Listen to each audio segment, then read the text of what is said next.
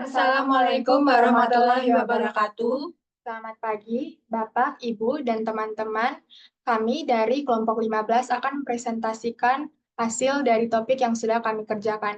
Sebelumnya, izinkan kami memperkenalkan diri kami masing-masing. Saya Mikaela Belanita Riwu dengan NIM 24 12 3339.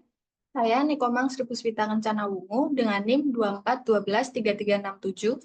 Saya Elsa Pristia Jazinda dengan NIM 24 12 3370. Nah, langsung saja ke topik yang pertama, yaitu analisis dampak kebijakan tarif impor-ekspor Amerika Serikat terhadap Indonesia. Nah, kebijakan tarif impor dan ekspor Amerika Serikat memainkan peran penting dalam persaingan global yang tidak pasti saat ini. Analisis ini menggunakan metode pastel untuk mengkaji dampak kebijakan ini terhadap berbagai sektor di Indonesia, mulai dari politik, ekonomi, sosial, teknologi, lingkungan, hingga aspek hukum. Tujuan utama adalah merumuskan strategi untuk mendorong pertumbuhan ekonomi Indonesia hingga 8%, serta menggapai status negara maju di tengah dinamika perdagangan internasional. Selanjutnya, saya akan membahas dengan topik aspek politik dan stabilitas diplomasi Indonesia. Nah, pengaruh tarif Amerika Serikat pada stabilitas politik.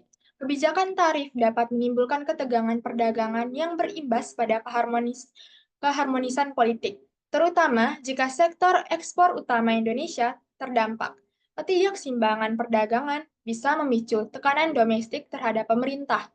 Langkah pemerintah Indonesia, yaitu strategi pembangunan hubungan bilateral yang kuat melalui diplomasi aktif, perjanjian perdagangan multilateral, serta diversifikasi mitra dagang untuk mengurangi ketergantungan pada Amerika Serikat. Selanjutnya adalah dampak ekonomi dan strategi pertumbuhan 8%. Yang pertama yaitu penurunan ekspor akibat tarif.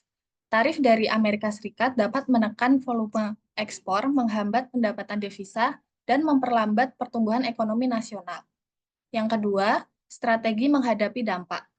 Penguatan industri manufaktur lokal, optimasi pasar ekspor alternatif, dan peningkatan nilai tambah produk untuk daya saing global. Yang terakhir, target pertumbuhan ekonomi 8%. Pendekatan terpadu dalam kebijakan fiskal, investasi infrastruktur, dan pengembangan sumber daya manusia yang selaras dengan era digital. Lalu selanjutnya, dampak sosial dan program mitigasi. Yang pertama, pengaruh tarif terhadap kesejahteraan. Peningkatan harga barang impor dan tekanan pada lapangan kerja dapat memperlemah daya beli masyarakat, khususnya kelompok rentan. Yang kedua, program sosial mitigasi.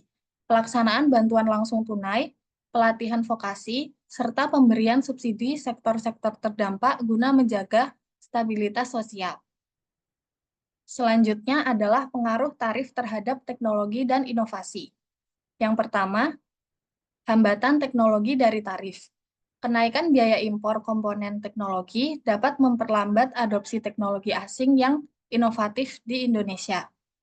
Yang kedua, pengembangan teknologi lokal.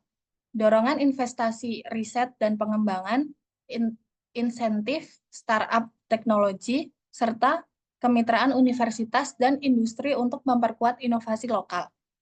Yang ketiga, daya saing global.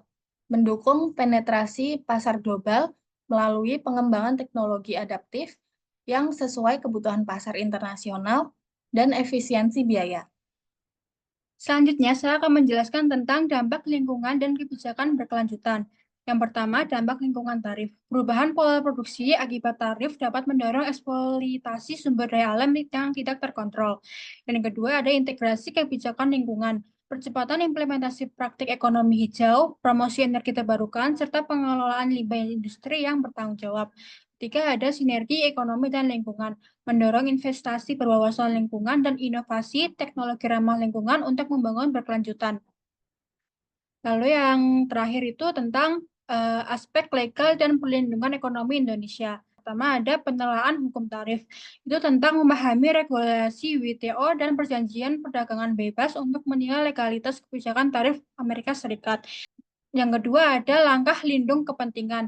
Itu menjelaskan tentang mengajukan sengketa di WTO, memperkuat perjanjian bilateral dan regional untuk kelancaran perdagangan. Yang ketiga ada optimalisasi diplomasi hukum untuk memperkuat posisi negosiasi melalui kerjasama internasional dan advokasi hukum untuk menjaga hak perdagangan Indonesia. Demikian presentasi dari kami. Semoga apa yang kami sampaikan itu bermanfaat. Sekian, wassalamualaikum warahmatullahi wabarakatuh.